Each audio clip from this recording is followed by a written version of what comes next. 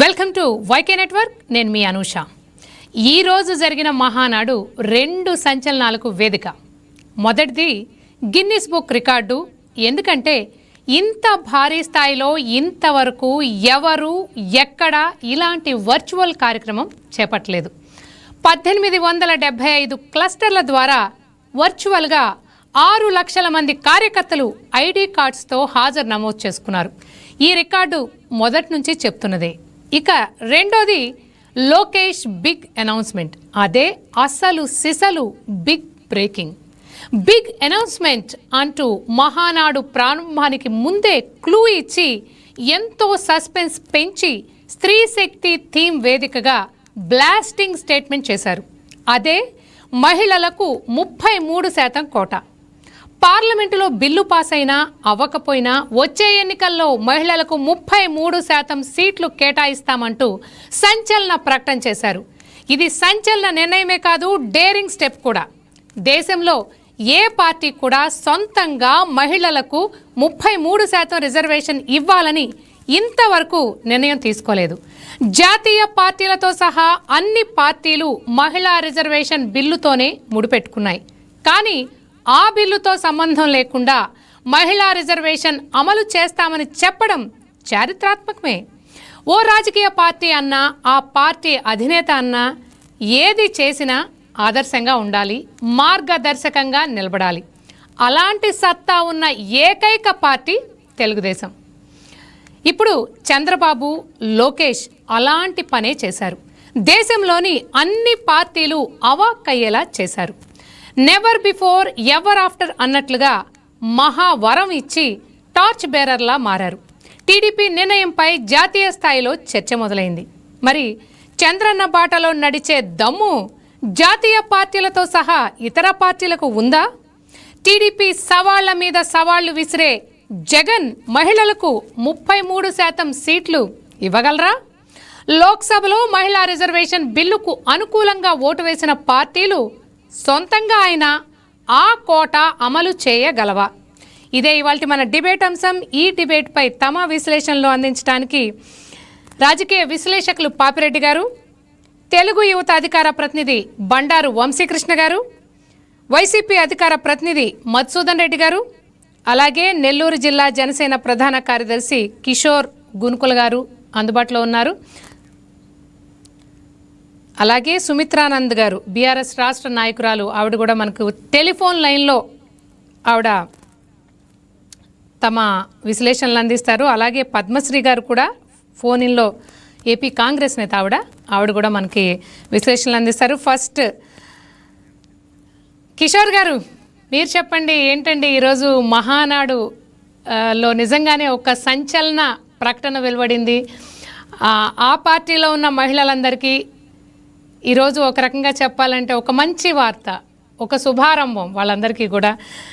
ఏంటి మీ ఒపీనియన్ ఏంటి? మీరు విన్నారా ఏంటి? ఎటువంటి స్పందన మీకు వినపడుతోంది? ఏం చెప్తారు మీరు? అందరికీ నమస్కారం అండి. ప్యానెల్లో ఉన్న సభ్యులకి అందరూ కూడా, మొదటి నుంచి కూడా కూటమి ప్రభుత్వం మహిళలకు పెద్దపీట వేసింది. మోడీ గారు సభలో బిల్లు ప్రవేశపెట్టినప్పుడు ఆమోదం పొందినప్పుడు కూడా మేమందరం బేషరతుగా కూడా దీన్ని అమలు పరుస్తామని చెప్పి గౌరవ ముఖ్యమంత్రి చంద్రబాబు నాయుడు గారు అయితేమి, పవన్ కళ్యాణ్ గారు అయితేమి ప్రకటించిన పరిస్థితి అయితే ఉంది. ఈ రోజు లోకేష్ గారు ప్రకటించిన ఒక నిర్ణయం ఏదైతే ఉందో ఇది ప్రగతిశీల రాజకీయాలకి నిదర్శనం. గతంలో కూడా తెలుగుదేశం ప్రభుత్వం కానీ, జనసేన ప్రభుత్వం కానీ మహిళలకు పెద్దపీట వేసి, పవన్ కళ్యాణ్ గారు పలుమార్లు అంటుంటారు, కుటుంబం మొత్తాన్ని సమర్థవంతంగా పరిపాలించగలిగిన మహిళలు రాజకీయాల్లోకి రావాలి, ఎంత ఆదాయం వస్తుంది అనేది చూసుకొని దాన్ని బేరీజ్ వేసుకొని కుటుంబాన్ని అంతా చక్కదిద్దగల మహిళలకు రాజకీయాల్లోకి రావాల్సిన ఆవశ్యకత నేను పలుమార్లు చెప్పారు. 2019 నుంచే నారీ శక్తి బిల్లు 33 రిజర్వేషన్ కి పవన్ కళ్యాణ్ గారు కట్టుబడి ఉన్నారు. ఆ విధంగా మాకు ఈ కమిటీల రూపంలో కూడా 33% రిజర్వేషన్ లోనే చూస్తా ఉన్నాం. ఎప్పుడైనా కూడా జనసేన పార్టీ కమిటీల్లో అయితేమి, అధికార ప్రతినిధుల్లో అయితేమి మహిళలకు పెద్దపీట వేసిన పరిస్థితి అయితే కనబడుతుంది. ముఖ్యంగా చంద్రబాబు నాయుడు గారు, తెలుగుదేశం ప్రభుత్వం కూడా గత సంవత్సరాలను పరిశీలించినట్లయితే 1986లో ఎన్టీఆర్ గారు మహిళలకు ఆస్తి హక్కు కల్పించారు. దాన్ని 2005లో కేంద్రం ఒక రాజ్యాంగం చట్టంగా రూపొందించింది. డ్వాక్రా మహిళల సంఘాల బలోపేతం అయితేవి, లక్షలాది మహిళలు బ్యాంకు రుణాలు అయితే, స్వయం ఉపాధి అయితే, వ్యాపార ప్రోత్సాహకాలుగా కూటమి ప్రభుత్వం నిలిచింది. 2025లో 1.13 కోట్ల రూపాయల డ్వాక్రా రుణాలు, 47,000 కోట్ల రూపాయల మహిళా రుణాలు మంజూరు చేసిన ఏకైక ప్రభుత్వం కూటమి ప్రభుత్వం. అంతర్జాతీయ మహిళా దినోత్సవం సందర్భంగా 16 ప్రగతిశీల పథకాలకు ప్రవేశపెట్టింది. మహిళలకు పారిశ్రామికవేత్తలుగా అవకాశం కల్పిస్తూ కూటమి ప్రభుత్వం అవకాశాన్ని కల్పించింది. పట్టణ మహిళలైతేమి, గ్రామీణ మహిళలైతేమి వావ్ జెన్యూ యాప్ ద్వారా డ్వాక్రా మహిళలకు ఉత్పత్తులకు 5.13 కోట్ల రూపాయల సేల్ ని సాధించి Guinness book of the world record కి నాందిగా నిలిచింది కూటమి ప్రభుత్వం.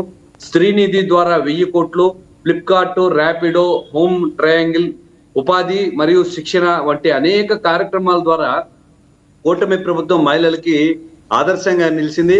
ఖచ్చితంగా ఈరోజు కూటమి ప్రభుత్వం అయితేమి, జనసేన అయితేమి, తెలుగుదేశం అయితేమి, బీజేపీ అయితేమి మహిళలకి రాజకీయాల్లోకి ఒక ఓటర్ లాగా చూడకుండా ఒక నాయకుల్లాగా స్వాగతిస్తున్నారు. ఈ సంస్కృతి గతంలో వైఎస్ఆర్సీపీ ప్రభుత్వం లేకుండా ఉండింది. మహిళల విషయంలో భద్రత లోపం స్పష్టంగా వైఎస్ఆర్సీపీ ప్రభుత్వంలో కనిపించింది. ఈ రోజు కూటమి ప్రభుత్వంలో అనేక మంది మహిళలు రాజకీయాల్లోకి ధైర్యంగా వచ్చే పరిస్థితి అయితే ఉంది. గడిచిన వైఎస్ఆర్సీపీ పాలనలో మహిళల్ని కించపరచడం, అనాలోచితంగా మాట్లాడడం, కుటుంబ సభ్యులని అంటే రాజకీయ నాయకులు ఎవరైతే పక్క పార్టీల్లో ఉన్నారో వాళ్ళ కుటుంబ సభ్యులని, పిల్లల్ని, భార్య బిడ్డలను కూడా అవమానించిన పరిస్థితి అయితే ఉంది.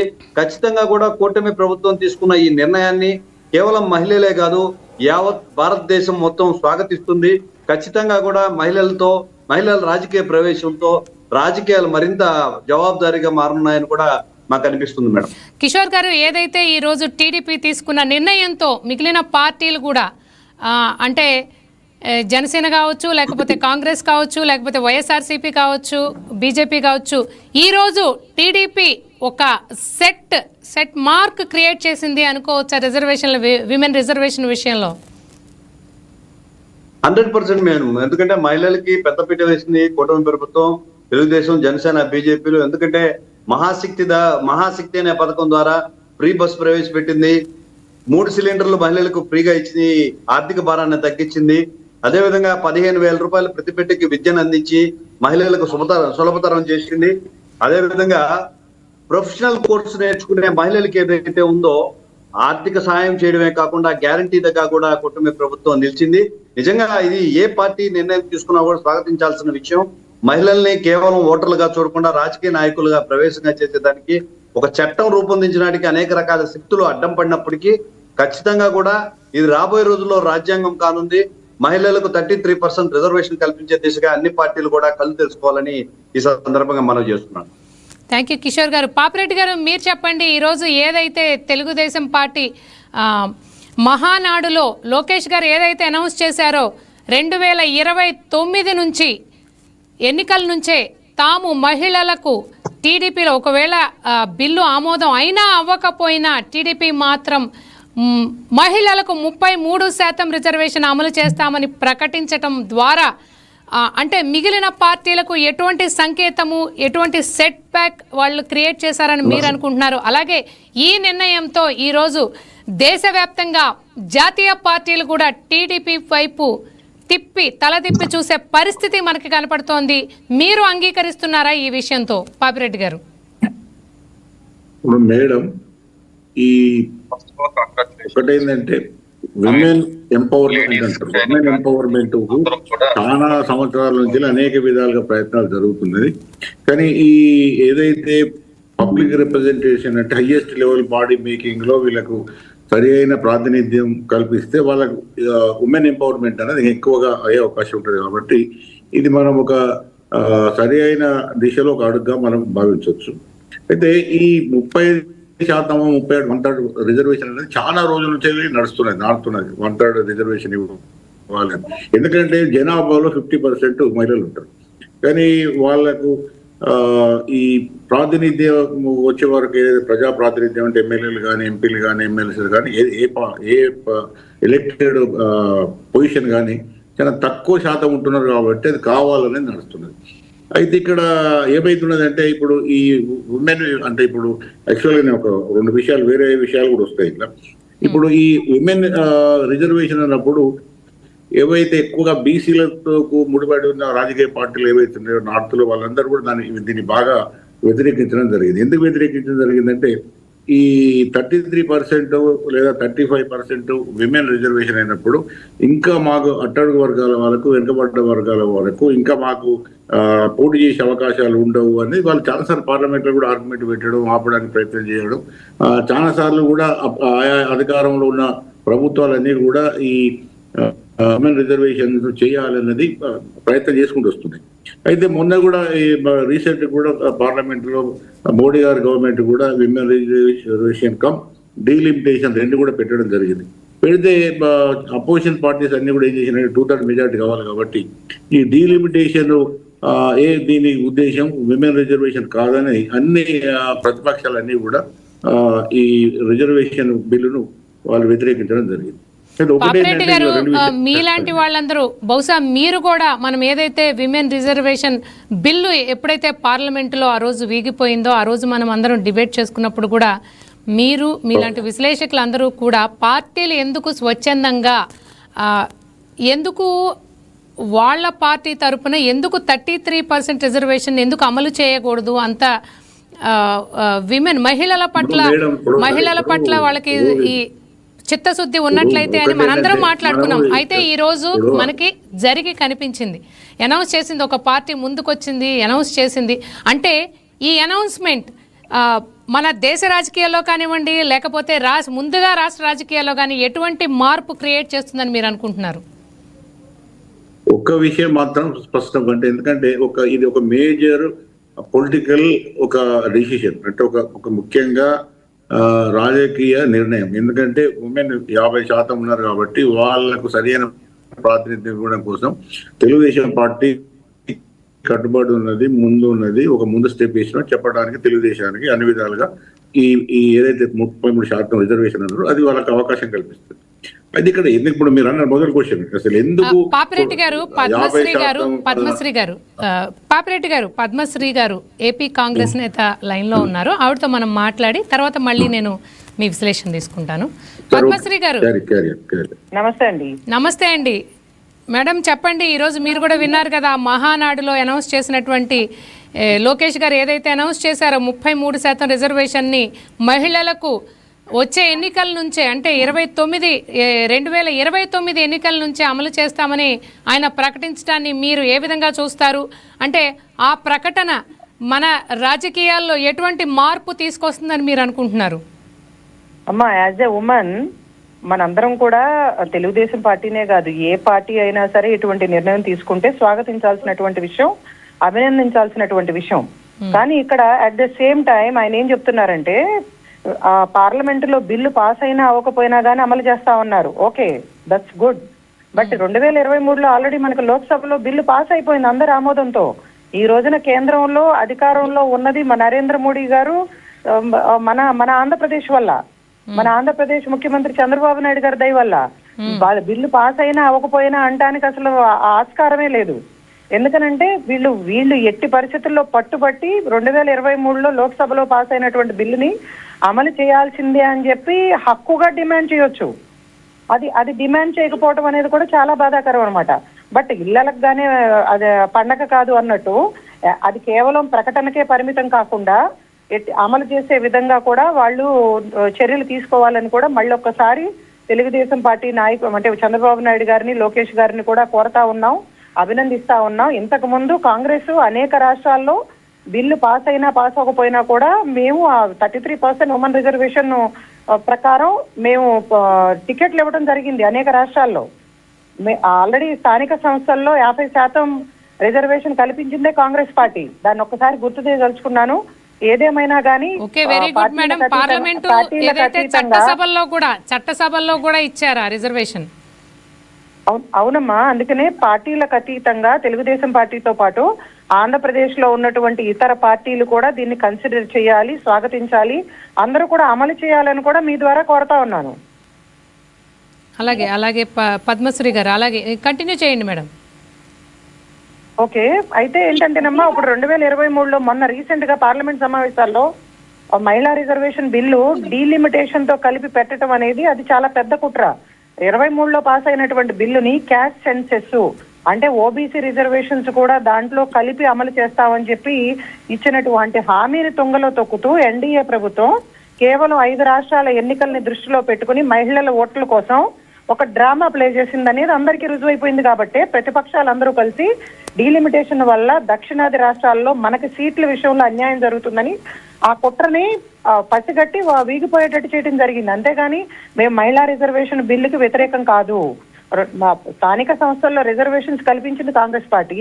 అట్ ద సేమ్ టైం మొట్టమొదటి మహిళా ప్రధానమంత్రి గాని, లోక్సభ స్పీకర్ గాని, అదేవిధంగా రాష్ట్రపతి గాని మహిళలందరినీ కూడా చేసిందే ఆ అధికారం కల్పించిందే కాంగ్రెస్ పార్టీ. అంతదాకా ఎందుకు ఆంధ్రప్రదేశ్ లో మొట్టమొదటి మహిళా హోంమంత్రిని కూడా చేసింది కాంగ్రెస్ పార్టీ. కాకపోతే పదే అధికార పార్టీలు, కేంద్ర రాష్ట్ర ప్రభుత్వాలు, ప్రతిపక్షాలు దీన్ని వ్యతిరేకించాయని మాట్లాడటం అనే దాన్ని మాత్రం నేను ఖండిస్తా ఉన్నాను. పద్మశ్రీ గారు, అంటే మీరు బీజేపీ మొన్న పార్లమెంట్లో ప్రవేశపెట్టిన మహిళా రిజర్వేషన్ బిల్లుని ఏదైతే తన రాజకీయ అవసరాలకు వాడుకోవడానికి ప్రవేశపెట్టింది కాబట్టి మేము వ్యతిరేకించామని చెప్తున్నారా మీరు? ఎగ్జాక్ట్లీ. మరి డీలిమిటేషన్ తో కలిపి అప్పటికప్పుడు అత్యవసరంగా సమావేశాలు పెట్టి దాన్ని ఆ బిల్లులతో కలిపి పెట్టాల్సిన అవసరం ఏంటమ్మా?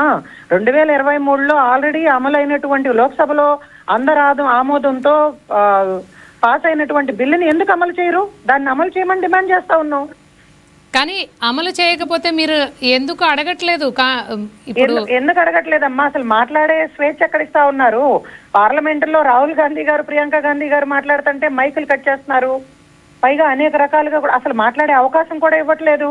ప్రధానమంత్రి గారు అనేక సందర్భాల్లో ఇంపార్టెంట్ ఇష్యూస్ డిస్కస్ చేసేటప్పుడు ఆయన అందుబాటులో ఉండరు, సమాధానం చెప్పరు ఇప్పటి వరకు కూడా. అసలు అంత పెద్ద కుట్ర ఆ విధంగా అత్యవసర సమావేశాలు పెట్టి మీరు ఆ 3 బిల్లులు కలిపి పెట్టాల్సిన అవసరం ఏంటంటే ఇప్పటి వరకు సమాధానం చెప్పరు. పైగా కాంగ్రెస్ పార్టీ మిత్రపక్షాలన్నీ కలిపి ఇండియా కూటమి పార్టీలు వ్యతిరేకించినాయి అని చెప్పి తప్పుడు ప్రచారం చేస్తా ఉన్నారు. మీడియాను కూడా వాస్తవాలు చూపించనివ్వరు. మీడియా కూడా గొంతు నొక్కుతా ఉన్నారు. కేవలం పశ్చిమ బెంగాల్, అస్సాంలో మహిళల ఓటర్లని అడ్డం అంటే పద్మశ్రీ గారు, ఇప్పుడు ఎవరికి వాళ్ళు ఏమనుకుంటున్నారంటే వాళ్ళకి రాజకీయంగా కలిసి వస్తుంది కాబట్టి మేము బిల్లుని ఆపేస్తాము. ఎందుకంటే ఏదైతే 2023లో మహిళా రిజర్వేషన్ బిల్లు పాస్ అయినప్పటికీ అక్కడ ఒక క్లాజ్ ఉంది. ఏంటది? ఫ్రెష్గా జనగణన జరగాలి అని. ఆ జనగణన జరిగిన తర్వాత రిజర్వేషన్ బిల్లుని అమలు చేయాలి అని ఆ క్లాజ్ ఉండడం వల్ల వెంటనే గనక బీజేపీ వెంటనే గణన మొదలు పెట్టేసినట్టయితే 2029కి నిజంగానే మహిళా రిజర్వేషన్ బిల్లు అమలు అయ్యే ఆస్కారం ఉండేది.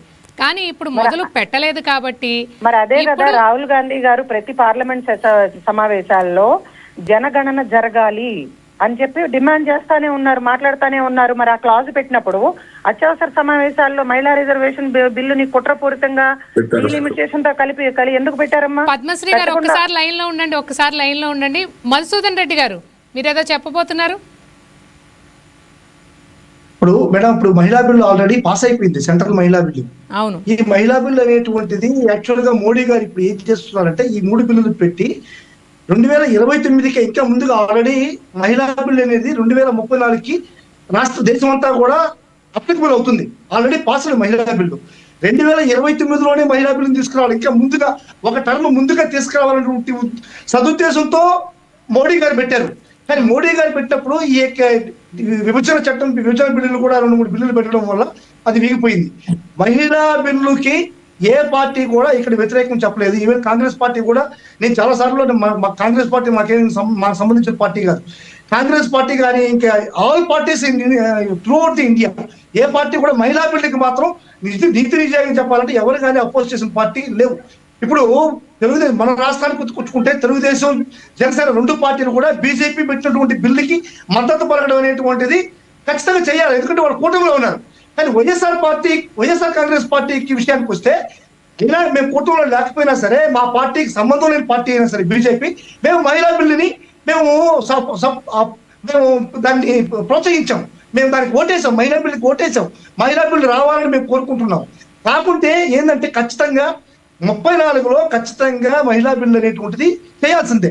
కానీ 34లో మహిళా బిల్లు పెట్టినప్పుడు ఈ 33% మహిళలకి రిజర్వేషన్ కల్పించాలంటే ఏ నియోజకవర్గాల్లో మహిళలకి ఇవ్వాలా అన్న దానికోసం జనగణన చేయాలి. ఎక్కడైతే మహిళలు ఎక్కువగా ఉన్నారో మళ్ళీ మహిళల్లో కూడా వాళ్ళ బీసీ కోటాలు ఎస్సీ కోటాలు ఉంటాయి కాబట్టి ఈ ఎస్టీలు ఎక్కడున్నారు, బీసీలు ఎక్కడున్నారు, ఎస్సీలు ఎక్కడున్నారు అనేటువంటి విషయం మహిళలకి ఎక్కడ ఏ నియోజకవర్గాల్లో మహిళలకి ఇవ్వాలా, మహిళా ఎస్సీలకి ఎక్కడికి ఇవ్వాలా, మహిళా ఎస్టీలకి ఎక్కడికి ఇవ్వాలా అనేటువంటి ఒక ప్రాతిపదికని క్రియేట్ చేయాలంటే, అలాట్మెంట్ చేయాలంటే ఖచ్చితంగా జనగణన చేయాలా. 2026లో జనగణన చేయాలా. 2026 జనగణన ప్రకారం 2034లో ఈ యొక్క మహిళా రిజర్వేషన్ బిల్లుని పాస్ చేయాలనేటువంటి రూల్ ఆల్రెడీ ఉంది. కాకపోతే ఇప్పుడే జనగణన చేసేసి 2029లో ఇంకా ఒక టర్మ్ ముందుగా రావాలనేటువంటిది మోడీ గారి ఆంతర్యం. దీనికి వైఎస్ఆర్ కాంగ్రెస్ పార్టీ కూడా సపోర్ట్ చేసింది. మేడం మాట్లాడమని చెప్పండి. మధుసూదన్ రెడ్డి గారు, ఈరోజు ఏదైతే టీడీపీ తీసుకున్న నిర్ణయం మీరు అన్నట్టుగా మనందరం అనుకున్నట్టుగా 2034లో ఎలాగూ రిజర్వేషన్ బిల్లు అమలు అవుతుంది. అయితే దానికంటే ముందుగా ఒక 5 సంవత్సరాల ముందే అమలు చేద్దామనే ఉద్దేశంతో టీడీపీ ఏదైతే ఈరోజు మహానాడులో తీసుకున్న నిర్ణయాన్ని మీరు ఎలా చూస్తారు? అంటే ఇది ఎటువంటి సంకేతాలను మన రాష్ట్రానికి కానీ దేశానికి కానీ ఇస్తోందని మీరు అనుకుంటున్నారు మధుసూదన్ రెడ్డి గారు? మేడం, వైఎస్ఆర్ కాంగ్రెస్ పార్టీ, జగన్మోహన్ రెడ్డి గారు ఎప్పుడు మహిళా పక్షపాతి. ఇప్పుడు 33% రిజర్వేషన్ ఇచ్చారు అనేటువంటి లోకేష్ గారి యొక్క వాయిస్ మీకు చూసే ముందు జగన్మోహన్ రెడ్డి గారు 2019-24 మధ్యలో మహిళలకు ఏమేం చేశారు అనేటువంటిది మనం క్లియర్ కట్ గా చూడాల్సిన అవసరం ఉంది. జగన్మోహన్ రెడ్డి గారు ప్రవేశపెట్టినటువంటి పథకాలు అన్ని కూడా అమ్మఒడి కానీ, విద్యా దీవెలు కానీ, వసతి దీవెలు కానీ, అదేవిధంగా కాపు నేస్తం కానీ, ఈబీసీ నేస్తం కానీ, ఇవన్నీ కూడా మహిళల్ని మహారాజులు చేయడానికి చేసేటువంటి ఒక కార్యక్రమంలో భాగంగానే ప్రతి రూపాయి కూడా మహిళల అకౌంట్ లో డైరెక్ట్ గా బ్యాంక్ నుంచి పోయేటువంటి కార్యక్రమాన్ని జగన్మోహన్ రెడ్డి గారు చేశారు. ఇదే విధంగా ఇంచుమించుగా 34 నుంచి 40 లక్షల ఇళ్ల పట్టాలు మహిళల్ని మహారాజులు చేయాలి, ఒక గృహస్థరాలను చేయాలి. ఇల్లు స్థలం కూడా మహిళ పేరుతోనే ఉండాలి. మహిళా సాధికారత రావాలి. మహిళకి సంఘంలో పరువు ప్రతిష్టలు ముందుకు పోవాలి, సంఘంలో మంచి విలువ రావాలి అనే ఉద్దేశంతో పట్టాలన్నీ కూడా, అన్ని పట్టాలు, ప్రతి ఒక్క పట్టా కూడా మహిళకే ఇచ్చారు. ఎక్కడ పురుషులకి ఈ పథకం ఇచ్చినటువంటి పరిస్థితి జగన్మోహన్ రెడ్డి గారి హయాంలో లేదు. ఇచ్చినటువంటి ఇల్లు పట్టాలు కానీ, ఇచ్చినటువంటి ఇల్లు కానీ టోటల్ గా కూడా మహిళల పేరుతో ఇచ్చినటువంటి పరిస్థితి. దీనికి తోడుగా మహిళలకి ఉన్నటువంటి ఈ యొక్క నామినేటెడ్ పదవుల్లో కానీ 50%, నాట్ 33%, 50% మహిళలకే ఇచ్చినటువంటి ఏకైక మొట్టమొదటి ముఖ్యమంత్రి జగన్మోహన్ రెడ్డి గారు. ఇది మనం చూసుకోవాలి. అదేవిధంగా ఈ లోకల్ బాడీ ఎలక్షన్స్ లో కూడా మహిళలకు పెద్దపీట వేయనటువంటి జగన్మోహన్ రెడ్డి గారు స్టార్ట్ చేసిందే. ఇదే విధంగా ఒక మహిళా హోమ్ మినిస్టర్ కూడా ముందుకు తీసుకుపోయినటువంటి ఘనత జగన్మోహన్ రెడ్డి గారిదే. ఇటువంటి కార్యక్రమాలన్నీ కూడా జగన్మోహన్ రెడ్డి గారు ముందుకు తీసుకెళ్లాడు. మా పార్టీ కాకపోయినా, మా కూటమి పార్టీ కాకపోయినా బీజేపీ ప్రవేశపెట్టినటువంటి మహిళా బిల్లుకి బేషరతుగా ఎందుకు సపోర్ట్ ఇచ్చాడు జగన్మోహన్ రెడ్డి గారు అంటే మహిళల మీద ఉన్నటువంటి ఒక సదుద్దేశం, మహిళలను ముందుకు తీసుకోవాలని, మహిళలకి రక్షణ కల్పించాలని, మహిళలు సురక్షితంగా తిరగాలనే ఉద్దేశంతో మహిళల కోసం అని చెప్పని ఒక యాప్, దిశ అనేటువంటి ఒక యాప్ ని క్రియేట్ చేస్తూ దిశ చట్టాన్ని, 0 FIR సిస్టాన్ని ముందుకు తీసుకొచ్చినటువంటి ఒక ముఖ్యమంత్రి అంటే జగన్మోహన్ రెడ్డి గారు. ఇప్పుడు నేను అడుగుతున్నా, మహిళల కోసం మీరు ప్రవేశపెట్టినటువంటి ఏకైక ఒక పథకం ఉంది. నెలకు 1,500 రూపాయలు ఇస్తాం. ప్రతి మహిళకి 18 సంవత్సరాలు నిండిన ప్రతి మహిళకి కూడా సంవత్సరానికి 18,000 రూపాయలు, నెలకు 1,500 రూపాయలు ఇస్తున్నటువంటి మీ పథకం ఇప్పటిదాకా అమలైందా, అటకెక్కింది. అంటే మీరు ఇస్తున్నటువంటి ఈ పథకాలకే మీరు అటకెక్కిస్తుంటే మీ హామీలు ఏమవుతుంది? ఇది మీరు మహిళకి పొడిచేటువంటి వెన్నుపోటు కదా.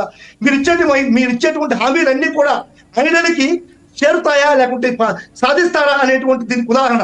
ఇదే పథకాన్ని మీరు అమలు చేయడానికి మీ మంత్రి చెప్తున్నాడు, రాష్ట్రాన్ని అమిత్ గారు ఈ పథకాన్ని అమలు చేయడం, ఈ పథకాన్ని అమలు చేయాలంటే సాక్షాత్తు మీ సీనియర్ మంత్రి అచ్చెన్నాయుడు గారు చెప్తున్నారు, ఈ మహిళలకి మేము సంవత్సరానికి 18,000 చేయాలంటే ఖచ్చితంగా ఈ రాష్ట్రాన్ని అమ్మితే కానీ జరగదని చెప్పని. మరి మహిళలకు ఇచ్చినటువంటి పథకాలకి వెన్నుపోటు పెరుస్తుంటే ఈ రోజు మీరు ఇచ్చేటువంటి ఈ యొక్క హామీలకి ఏ విధంగా దీన్ని ముందుకు తీసుకుపోతారు అనేటువంటిది నాకు చెప్పాల్సిన అవసరం ఉంది. ఒకటి ప్రశ్నిస్తున్నారు లోకేష్ గారిని, అంటే ఇది విమర్శలు నిజంగా ఆయన చిత్తశుద్ధిగా చేస్తానంటే ఏ పార్టీ అయినా సరే, ఎవరైనా సరే మహిళలు చేసే సంక్షేమాన్ని ముందుకు తీసుకోవాల్సిన పరిస్థితి. నేను లోకేష్ గారిని మీ ద్వారా ఒకటే ప్రశ్నిస్తున్నా, లోకల్ బాడీ ఎలక్షన్స్ లో మీరు ఇవ్వగలరు కానీ చట్టసభల్లో ఎమ్మెల్యేలకు కానీ ఎంపీలకు కానీ 33% రిజర్వేషన్ మీరు ఏ విధంగా మహిళలకి 2029లో కల్పిస్తారు అనేటువంటిది మీరు చెప్పాలి, ప్రజలు చెప్పాలి. హామీగా ఇవ్వడం అది ఏ విధంగా కల్పిస్తారు, చట్టపూర్వకంగా చట్టబద్ధంగా ఏ విధంగా కల్పిస్తారు. సపోజ్ వైఎస్ఆర్ కాంగ్రెస్ పార్టీ కూడా యాక్సెప్ట్ చేసి మహిళలకు ఇచ్చింది ఆ నియోజకవర్గంలో. ఇప్పుడు మహిళ ఈ రిజర్వేషన్ కల్పించాలంటే ఫస్ట్ జనగణన జరగాలి. జనగణన జరగకుండా 2026లో జనగణన పూర్తి కాకుండా మధుసూదన్ రెడ్డి గారు ప్రతి పార్టీకి వాళ్ళు ఎవరికి టికెట్ ఇవ్వాలి అనే అధికారం ఎంచుకునే హక్కు వాళ్ళకు ఉంటుంది. దాని ప్రాతిపదికగా వాళ్ళు అనౌన్స్ చేశారు. కానీ ఇంతవరకు దేశంలో ఏ పార్టీ ముందుకు రాలేదుగా, ఇంతవరకు అనౌన్స్ చేయలేదుగా. మేడం నేను చెప్పేదేనండి, చెప్పండి. మహిళలకి చట్టసభల్లో 33% రిజర్వేషన్ కల్పించాలన్నటువంటి ఉద్దేశము ముందుకు చెప్తున్నాడు లోకేష్ గారు. కానీ చట్టబద్ధంగా అది ఏ విధంగా ముందుకు తీసుకెళ్తాడు? అది రాష్ట్ర పరిధిలో లేదు కదా, అది కేంద్ర పరిధిలో ఉంది కదా. కేంద్ర పరిధిలో ఉన్నటువంటి ఈ యొక్క బిల్లు 33% ఇవ్వాలన్నటువంటి బిల్లుని ఈయన మహానాడులో ప్రకటన చేసి రాష్ట్ర పరిధిలో ఉన్నటువంటి ఈ యొక్క దీన్ని ఇంకా కంప్లీట్ చేయనివ్వండి. మేడం చెప్పండి, నేను నన్ను కంప్లీట్ చేయండి. ఇప్పుడు తెలుగుదేశం పార్టీ యాక్సెప్ట్ చేసి 33% రిజర్వేషన్ ఇస్తుంది. సరే, వైఎస్ఆర్ కాంగ్రెస్ పార్టీ కూడా 33% రిజర్వేషన్ ఇస్తుంది. ఒక నియోజకవర్గాన్ని మహిళలుగా డిక్లేర్ చేసి మీరు వైఎస్ఆర్ కాంగ్రెస్ పార్టీ రెండు కూడా ఇస్తే దాంట్లో ఇండిపెండెంట్ గా నిలబడేటువంటి వాళ్ళు పురుషులు ఇచ్చు కదా. అది చట్టబద్ధత లేదు కదా. మహిళలుగా నిలబడడానికి చట్టబద్ధత లేదు కదా. చట్టబద్ధత లేకుండా మీరు ఆ నియోజకవర్గాన్ని ఏ విధంగా మహిళలకు ఇస్తారో నేను అడుగుతున్నా. మీరు ఏ విధంగా డిక్లేర్ చేస్తారని నేను అడుగుతున్నాను. ఇది లోకేష్ గారి చేతిలో ఏముంది అని అడుగుతున్నా. చట్టబద్ధత ఏ విధంగా తీసుకొస్తారని అడుగుతున్నా. మీరు హామీ ఇచ్చి ప్రజలు తప్పుదోవడం పట్టేయడం కానీ చట్టబద్ధంగా మహిళా రిజర్వేషన్ ని చట్టసభల్లో ఎంపీ ఎమ్మెల్యే సీట్లకి ఏ విధంగా ముందుకు తీసుకెళ్తారు? దాన్ని నేను వివరణ అడుగుతున్నా. ఓకే మధుసూదన్ రెడ్డి గారు, ఇప్పుడు మనం వంశీ గారిని అడుగుదాం. వంశీ గారు, మీరు విన్నారు కదా చట్టసభల్లో ఆయన కొంచెం నాకు మిస్గైడ్ అయినట్టు అనిపిస్తోంది. మీరు వివరంగా చెప్పండి. అంటే ఏ విధంగా మీరు అమలు చేయబోతున్నారో, ఏదైతే మీ అధినాయకుడు ఈరోజు అనౌన్స్ చేశాడో దానికి మీరు సమాధానం చెప్పండి. అలాగే మధుసూదన్ రెడ్డి గారు కూడా ఏదైతే వైఎస్ఆర్సీపీ ప్రభుత్వంలో వాళ్ళు కూడా మహిళా పక్షపాతిగా ఉండి చాలా ఏదైతే ఎన్నికల ముందు తాము హామీలు ఇచ్చారో మహిళలకు అవన్నీ కూడా అమలు చేశామని, మీరు అమలు చేయడంలో ఫెయిల్ అయ్యారని కూడా ఆయన అంటున్నారు. దీనికి మీ సమాధానం ఏంటో కూడా చెప్పండి. మేడం గుడ్ ఈవినింగ్ అండి అందరికి. గుడ్ ఈవినింగ్ అండి. నా వాయిస్ క్లియర్ గా ఉంది కదండి? ఉంది. డిస్టర్బెన్స్ యా, ముందుగా అందరికీ కూడా గుడ్ ఈవినింగ్. మేడం, యాక్చువల్గా మహిళలను ఓటర్లుగా మాత్రమే కాకుండా కుటుంబానికి కేంద్ర బిందువుగా చూసినటువంటి నాయకుడు మహోన్నతుడు విశ్వవిఖ్యాత నట సార్వభౌముడు మాజీ ముఖ్యమంత్రి నటరత్న డాక్టర్ నందమూరి తారక రామారావు గారు.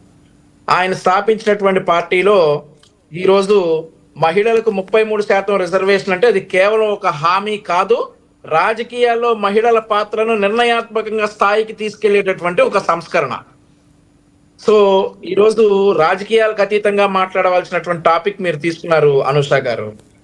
అయితే దాన్ని రాజకీయాల్లోకి తీసుకెళ్లి మరి వారి పార్టీ స్టాండ్ ఏంటో చెప్పమంటే పలు రకాల విమర్శలు గుప్పించారు చిందేపల్లి మధుసూదన్ రెడ్డి గారు. కొద్దిగా కన్ఫ్యూజ్ అయినట్టున్నారు. మా పార్టీ స్టాండ్ నేను క్లియర్ గా చెప్పాను. వైఎస్ఆర్ కాంగ్రెస్ మధుసూదన్ రెడ్డి గారు ఆయన మాట్లాడిద్దాం. వంశీ గారు మాట్లాడిన తర్వాత మీరు మాట్లాడుదురు గాని. ఇది రాజకీయాలకు అతీతంగా మాట్లాడవలసినటువంటి టాపిక్. మేడం నా వాయిస్ క్లియర్ ఉందా? నాకు వినపడుతోంది. పాపిరెడ్డి గారు మీకు వినపడుతుందా వంశీ గారి వాయిస్?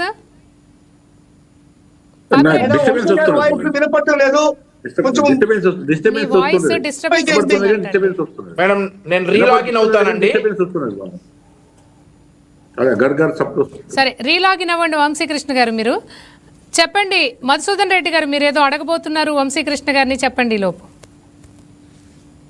మేడం ఇప్పుడు 33% రిజర్వేషన్ లోకేష్ గారు ఇస్తాను అన్నటువంటి మేడం ఆడిబుల్ అంశాన్ని నాకు వినపడుతుందండి. మీ ఇద్దరికి వినపడుతుందా? మేము ఏ విధంగా అడుగుతున్నామంటే, మీరు హామీ ఇచ్చారు కదా 33% రిజర్వేషన్ అనేటువంటిది లోకల్ బాడీస్ లో అయితే రాష్ట్ర పరిధిలో ఉంటుంది కాబట్టి మీరు ఇవ్వగలరు. కానీ ఎమ్మెల్యేలు అంటే చట్టసభల్లో ఎమ్మెల్యేలు, ఎమ్మెల్సీలు, ఎంపీలకి మహిళా రిజర్వేషన్ 33% ఇవ్వడానికి లోకేష్ ఉన్నటువంటి పరిమితులు ఏంటి? ఇప్పుడు సెంట్రల్ గవర్నమెంట్ కేంద్ర ప్రభుత్వానికి సంబంధించినటువంటి అంశం కదా. కేంద్ర ప్రభుత్వంలో బిల్లు పాస్ కాకుండా మీరు ఏ విధంగా ఈ హామీని అమలు చేయగలరు? సపోజ్ ఏ రాజకీయ పార్టీ అయినా సరే తల ఒగ్గి మీకు ఇస్తే కూడా ఇండిపెండెంట్లు ఆ నియోజకవర్గాల్లో జెంట్స్ పురుషులు పోటీ చేసేటువంటి అవకాశం ఉంది కదా. మరి ఇటువంటి పరిస్థితుల్లో లోకేష్ గారు ఈ యొక్క హామీని ఏ విధంగా అమలు చేస్తారు అంటున్నా. మేడం చెప్పండి Audible అండి? వంశీకృష్ణ గారు, చెప్పండి ఇది ఓకే చెప్పండి. ఓకే నవీన్ ఇది okay Yeah. Okay okay okay ఇప్పుడు మధుసూదన్ రెడ్డి గారు ఒక లాజిక్ మిస్ అయ్యారు. ఇక్కడ మా పార్టీలో ఉన్నటువంటి 175 నియోజకవర్గాల నుండి మాకు ఇష్టమైతే, మా అధినేతకి ఇష్టమైతే 150 నియోజకవర్గాలు కాదు, 33% కాదు, 100% కూడా మేము మహిళలకి టికెట్లు ఇచ్చుకుంటాం మాకు ఇష్టమైతే. అది మా పార్టీ ఒప్పందం. మా పార్టీలో ఉన్నటువంటి, మా పార్టీ చేసుకున్నటువంటి ఒక ఒప్పందం అది. ఇదేమి రాజ్యాంగబద్ధమో, దీనికేమి మేమేది సెంట్రల్ గవర్నమెంట్ నొప్పించాల్సిన పని లేదు, అది మా ఇష్టం. ఈరోజు మీరు సపోజ్ మా గుంటూరు జిల్లాలో చూసుకుంటే ప్రతిపాడు నియోజకవర్గం సుచరిత గారికి ఎందుకు ఇచ్చారు టికెట్? మీరు అక్కడ అదేమన్నా మహిళా రిజర్వేషన్ ఉన్నటువంటి స్థానమా? కాదు కదా. ఆవిడని తాడికొండ మార్చారు. మేము అక్కడ మరి పురుషుడిని పెట్టాం, తెనాలి శ్రావణ్ కుమార్ గారిని. కాదు కదా. దానికి ఏమి కేంద్ర ప్రభుత్వ ఒప్పందాలు లేదంటే రాజ్యాంగంలో ఉన్న సవరణలు అవసరం లేదు. అది మా పార్టీ నిర్ణయం. మా పార్టీ నిర్ణయం అది. మా పార్టీలో ఎవరికి టికెట్లు ఇచ్చుకుంటామో మా ఇష్టం. మహిళలకు ఇచ్చుకుంటామా, పురుషులకు ఇచ్చుకుంటామా అనేది. అలా 175 నియోజకవర్గాల్లో 33% టికెట్లు మేము మహిళలకు ఇచ్చుకుంటాం. అది మా పార్టీ నిర్ణయం. దానికి మేము ఎవరికి సమాధానం చెప్పాల్సినటువంటి అవసరం లేదు. మీరు అక్కడ మహిళలకు ఇచ్చుకుంటారా లేదంటే పురుషులకు ఇచ్చుకుంటారా అనేది మీ ఇష్టం. ఇప్పుడు మేము పోటీ చేయించే స్థానాల్లో మహిళల మీద మీ పురుషుల్ని పెట్టుకుంటారా, మహిళలు చేసి పెట్టుకుంటారా అనేది మీ పార్టీ ఇష్టం. అంతేగాని మా పార్టీ ఇంటర్నల్ విషయాల్లో 33% రిజర్వేషన్ అనేది మా పార్టీ అంతర్గత వ్యవహారం. 175 నియోజకవర్గాల్లో 33% టికెట్లు అంటే ఆల్మోస్ట్ 56 టికెట్లు మేము మహిళలకు ఇచ్చుకుంటాం. మా ఇష్టం వచ్చిన స్థానాల్లో మేము మహిళలకు ఇచ్చుకుంటాం. సపోజ్ పులివెందులే కావచ్చు, అక్కడ నుంచి జగన్మోహన్ రెడ్డి గారి మీద మహిళలతోటే పోటీ చేయించవచ్చు. మేము ఎగ్జాంపుల్ చెప్తున్నాం మీకు. దానికేం మీ పార్టీ పర్మిషనో లేదా సెంట్రల్ గవర్నమెంట్ పర్మిషనో ఇంకెవరి పర్మిషనో అవసరం లా. మా పార్టీ, మా ఇష్టం, మా విధానం. మహిళలకు ఇచ్చుకుంటాం మేము 33%. Who are you to ask? అది మా పార్టీ అంతర్గత వ్యవహారం. మా వర్కింగ్ ప్రెసిడెంట్ నారా లోకేష్ గారు హామీ ఇచ్చారు. ఏదైతే ఇప్పుడున్నటువంటి 175 నియోజకవర్గాల్లో 33% అంటే దగ్గరగా 56 స్థానాల్లో మహిళల చేత మేము పోటీ చేయిస్తామని చెప్పేసి ఒక తీర్మానం ఈరోజు మేము ప్రవేశపెట్టాం. దానికి అనుగుణంగా 2029లో డెఫినెట్ గా తెలుగుదేశం పార్టీ నుండి 50 నుండి 56 స్థానాల్లో మహిళలే పోటీ చేస్తారు. ఆ స్థానాలు ఏంటనే మేము తర్వాత డిసైడ్ చేసుకుంటాం. ఆ స్థానాల్లో మీరు మహిళలను నిలబెడతారా, పురుషులను నిలబెడతారా, లేదంటే ఇంకేదైనా చేస్తారా అనేది మీ ఇష్టం. అది మీ పార్టీ అంతర్గత వ్యవహారం. మేము జోక్యం చేసుకోం. ఎవరినైనా నిలబెట్టుకోండి. మీరు అక్కడ మీరు ఖచ్చితంగా మహిళల్ని నిలబెట్టాలి, ఇండిపెండెంట్లు కూడా మహిళలే పోటీ చేయాలనేటటువంటి విషయాన్ని మేము ఇక్కడ ప్రతిపాదన తీసుకురాలా. మా పార్టీ తరఫున డెఫినెట్లీ అక్కడ మహిళలే పోటీ చేస్తారనేది మేము చెప్పినటువంటి విషయం. ఇది మీరు కన్ఫ్యూజ్ అయినట్టున్నారు మధుసూదన్ రెడ్డి గారు. దీనికి ఏమో రాజ్యాంగ సవరణ అవసరం లేదు, పార్టీల సవరణ అవసరం లేదు, ఏమీ అవసరంలా. మా పార్టీలో 33% క్లియర్. వంశీ గారు ఒక్క నిమిషం వంశీ గారు, మీ పార్టీ అంతర్గత విషయంగా టీవీ వాళ్ళు డిక్లేర్ చేయలేదు.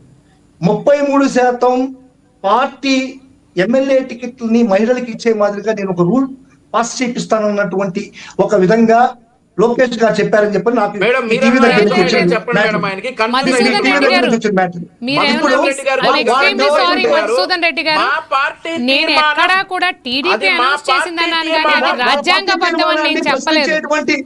వాళ్ళ పార్టీ తీర్మానాన్ని ప్రశ్నించాల్సిన అవసరం మాకు లేదు. పార్టీ తీర్మానాన్ని క్వశ్చన్ చేయాల్సినటువంటి అవసరం మాకు లేదు. వాళ్ళ పార్టీ తీర్మానాన్ని గురించి మాట్లాడాల్సిన అవసరం కూడా మాకు లేదు. మధుసూదన్ రెడ్డి గారు, ఇప్పుడు రాజకీయాల్లో ఏదైనా ఒక పార్టీ, వాళ్ళ విజ్ఞత మా పార్టీకి దానికి సంబంధం లేనటువంటి విషయం.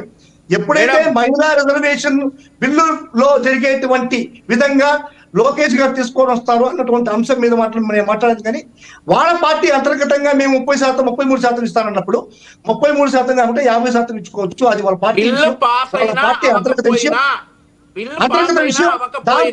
దాంతో మాకు కానీ మా వైఎస్ఆర్ కాంగ్రెస్ పార్టీ కానీ సంబంధం లేదు. అంతకన్నా ఎక్కువగా మహిళలకి రిజర్వేషన్ కల్పించినటువంటి పార్టీ. అది అంతర్గత విషయాన్ని నేను మాట్లాడదలుచుకోలేదు. సరే మధుసూదన్ రెడ్డి గారు, ఇప్పుడు మీరు ఒక విషయం స్పష్టంగా చెప్పండి.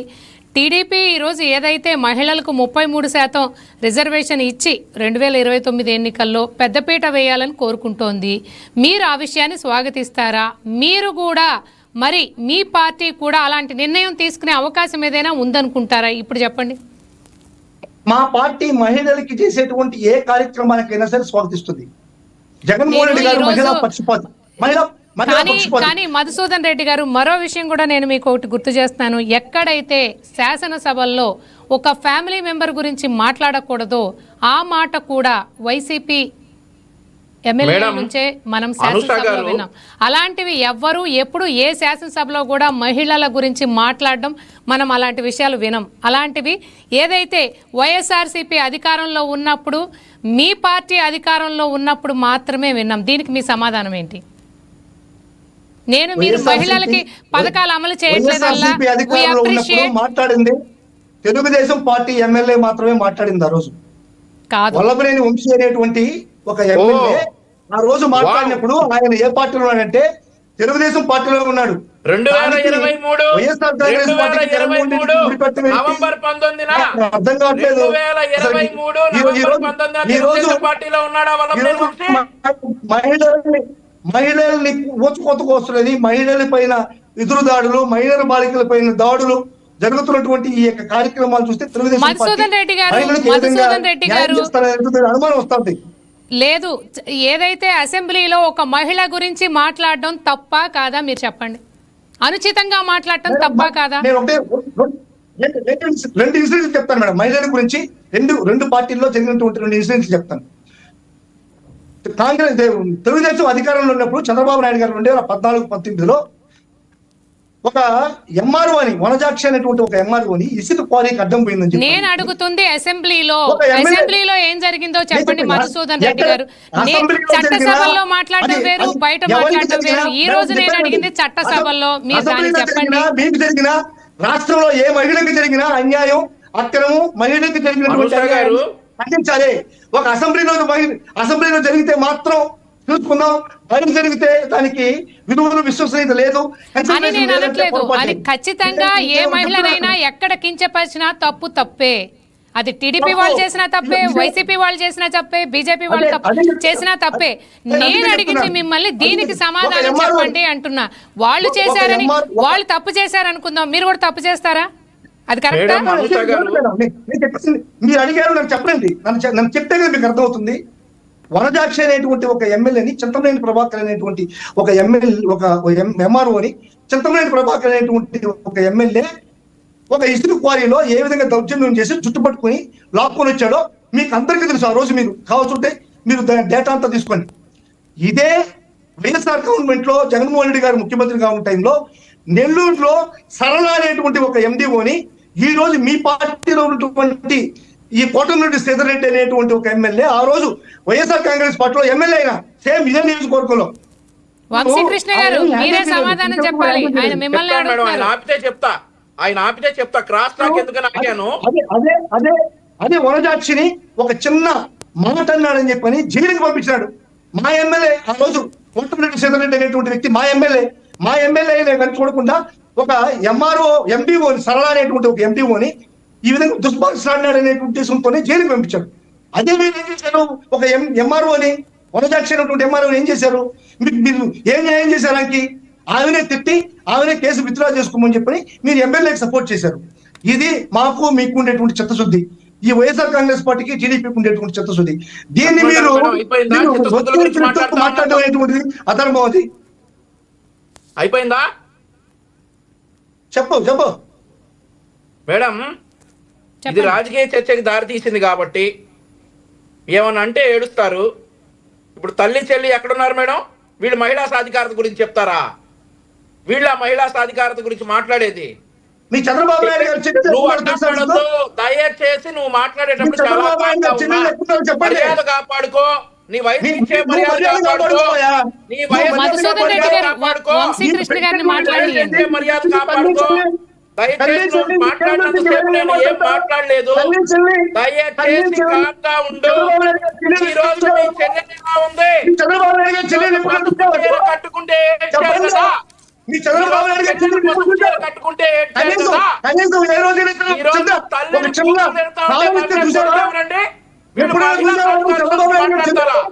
చంద్రబాబు నాయుడు గారు తమ్ముడు పరిస్థితి తెలుసా? మాట్లాడతారా? వాళ్ళ అమ్మని ఏ విధంగా దూషించారో తెలుసా చంద్రబాబు? వన్ బై వన్ మాట్లాడండి. వంశీకృష్ణ గారు, మధుసూదన్ రెడ్డి గారు, వన్ బై వన్ మాట్లాడండి. అమ్మని ఏ విధంగా దూషించారో తెలుసా? మ్యూట్ చేయండి దయచేసి. మీ దగ్గర మ్యూట్ ఆప్షన్ ఉంటది. మీ దగ్గర మ్యూట్ ఆప్షన్ మధుసూదన్ రెడ్డి గారు, అతనితో మధుసూదన్ రెడ్డి గారు ఒక్క నిమిషం ఆగండి. మీరు వంశీకృష్ణ గారు మాట్లాడిన తర్వాత మీరు కూడా మాట్లాడుదురు కానీ. మేడం ఈ రోజు అతనికి మ్యూట్ ఆప్షన్ ఉంటే మ్యూట్ చేయండి. ఏంటంటే మీరు అన్ని అటు ఇటు తిరిగి తల్లి చెల్లి అంటారు. అదే తల్లి అంటారు చెల్లి మరి ఎవరైనా. కుటుంబాన్ని తీసుకురావడమే వాళ్ళ రాజకీయం. ముఖ్యమంత్రిగా మీకు చేస్తున్నాడు. వేరే రాజకీయ తల్లిని తెలియదు. చెల్లిని బయటికి వాళ్ళు ఏమీ తెచ్చి చెప్పలేదు. మహిళా సాధికారత పథకం గురించి గురించి చెప్తారా? చెప్పండి. వేయలేదు వాళ్ళ పథకం ఏమైంది? చేస్తున్నాడు.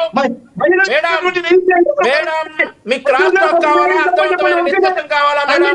మ్యూట్ ఆప్షన్ ఉంటది. మ్యూట్ ఆప్షన్ ఉంటది. దయచేసి అది వాడండి. Let me answer. నా వర్షన్ మధుసూదన్ రెడ్డి గారు ఏమైంది?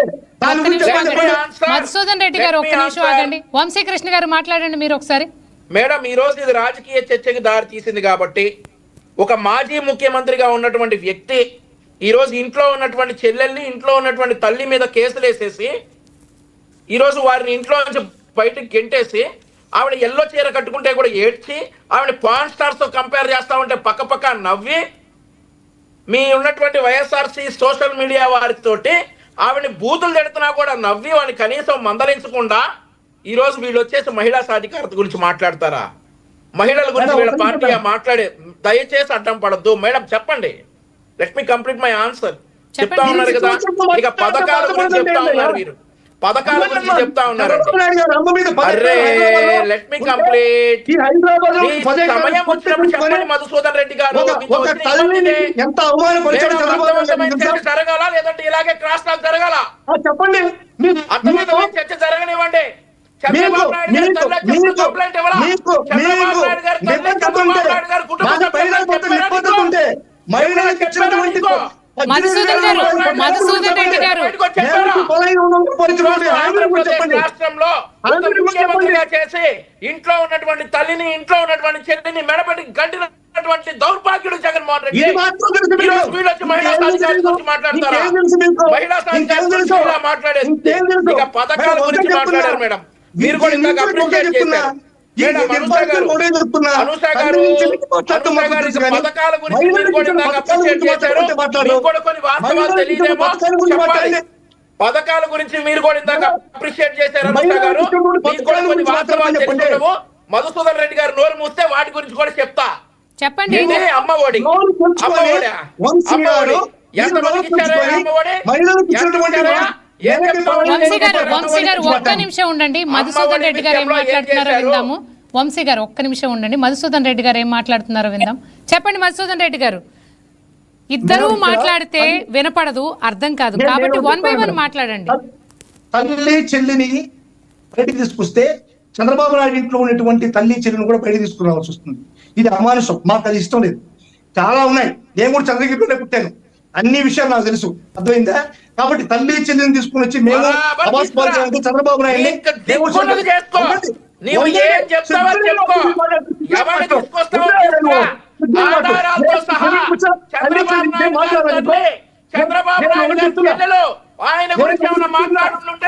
చెప్తున్నా.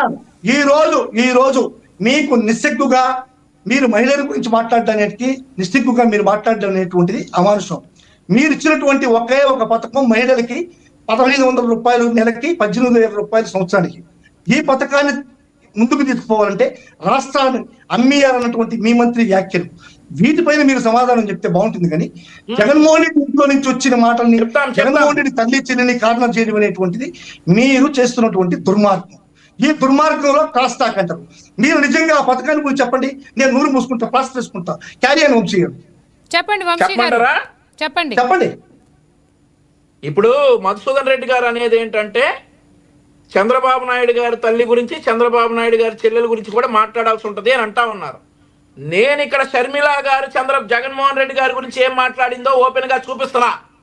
నీకు సత్తా ఉంటే ఆధారాలతో రా. చంద్రబాబు నాయుడు గారి చెల్లెలు కానీ, చంద్రబాబు నాయుడు గారి తల్లి కానీ, చంద్రబాబు నాయుడు గారికి వ్యతిరేకంగా మాట్లాడేమంటే తీసుకురా, ఒప్పుకుంటాం. అలాగే తల్లి గురించి, చెల్లెల గురించి ఈ వైసీపీ కార్యకర్తలు చేసినటువంటి కామెంట్స్ అన్ని మీ ముందు ప్లే చేస్తా. దానికి జగన్మోహన్ రెడ్డి గారు ఆన్సర్ ఏంటో చెప్పమనండి.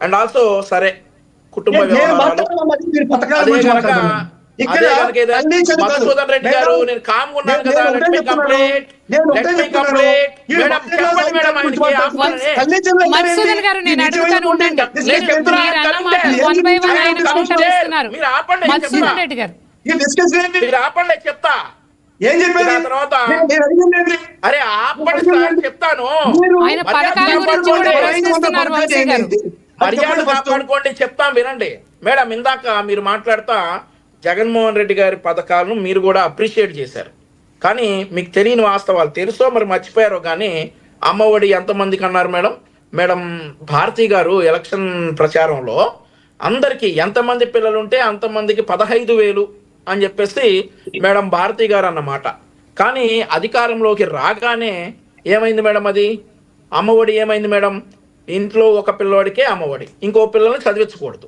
ఇది వీళ్ళు చేసేటటువంటి పథకం మరొకటి ఏంటి నేను 2024 ఎలక్షన్స్కి వెళ్ళేటప్పుడు పూర్తిగా మద్యపానాన్ని నిషేధించి ఎలక్షన్కి వెళ్తానన్నాడు జగన్మోహన్ రెడ్డి అది నమ్మి ఎందరో ఆడవారు వారి భర్తల తాగుడికి అలవాటైపోయి బానిసలైపోయినటువంటి ఎందరో మహిళలు జగన్మోహన్ రెడ్డికి ఓటేస్తే ఏం చేశాడు మేడం పథకాలే అది కూడా హామీనే ఏం చేశాడు జగన్మోహన్ రెడ్డి ఆ తాగుబోతుల మీద కూడా 30 సంవత్సరాలు వారి తాగుబోతుల మీద వచ్చేటటువంటి ఆదాయాన్ని కూడా తాకట్టు పెట్టి అప్పులు తెచ్చినటువంటి ఘనుడు జగన్మోహన్ రెడ్డి వీళ్ళు మహిళా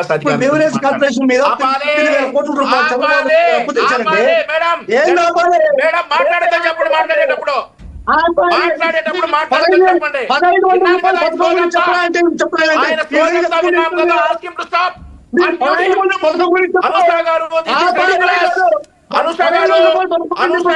వర్షం చెప్పనివ్వండి మధుసూదన్ రెడ్డి గారు ఆయన వర్షం చెప్తున్నారు కదా చెప్పనివ్వండి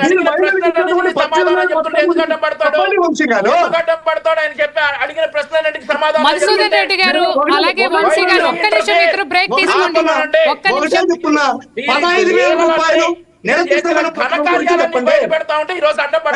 ఒక్క నిమిషం పీసీఆర్ కొంచెం ఇద్దరు ఆడియో మ్యూట్ చేయండి పాపిరెడ్డి గారు ఆడియో తీసుకున్నాం పీసీఆర్ ఒకసారి ఇద్దరికి ఆడియో మ్యూట్ చేయండి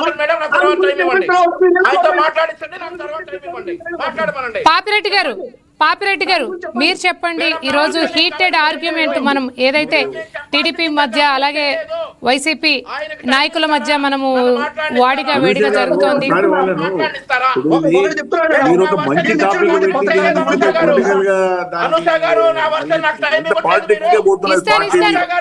వంశీ గారు ఒక్క నిమిషం వంశీ గారు ఒక్క నిమిషం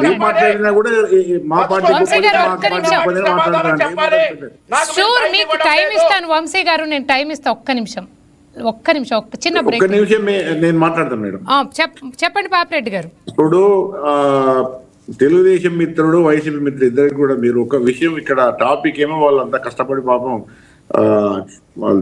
ఛానల్ వాళ్ళు ఇది ఉమెన్ ఎంపవర్మెంట్ అంటే ఇక్కడ ఏదో వ్యక్తిగత కుటుంబాలు కాదు లేకపోతే 2-3 మహిళలు కాదు లేకపోతే చిన్న చిన్న సంఘటనలు కాదు ఇది ఒక పెద్ద ఒక విషయం ఏంటంటే ఈ రిజర్వేషన్స్ ఎందుకు ఇస్తామంటున్నారంటే మహిళా సాధికారత అంటే ఎంపవర్మెంట్ మహిళలకు ప్రాతినిధ్యం పెరగాలి వాళ్ళ యొక్క క్రియాశీలకత్వం పెరగాలి వాళ్ళ యొక్క ఉన్నతి స్థాయికి వెళ్ళిపోవాలన్న దానికోసం ఈ రిజర్వేషన్స్ ఇవన్నీ ఉంటాయి దాన్ని మీరు మర్చిపోయి ఆ చిన్న చిన్న విషయాలు పట్టుకొని వైసీపీ ఇట్లా అనేది టీడీపీ మీరు కొట్లాడుకుంటే రోజంతా కొట్లాడుకోండి మీ పనే అది 2 సార్లు మీరు ఎప్పుడు కొట్లాడుకుంటూనే ఉంటారు కానీ దీని మీద అంత దూరం తీవ్రంగా ఎందుకు మాట్లాడుకుంటున్నారు ఒకటేంటంటే ఇప్పుడు తెలుగుదేశం ఒక పాలసీ తీసుకున్నది నేను రిజర్వేషన్ ఉన్నా లేకుండా నేను 33% ఇస్తాను ఓకే అది తెలుగుదేశం అంతర్గత వ్యవహారం ఓకే అది అయినప్పటికీ కూడా అది ఒక పాలసీ డిసిషన్ ఎందుకంటే ఒక 33% టికెట్లు మేము మహిళలకు ఇస్తాము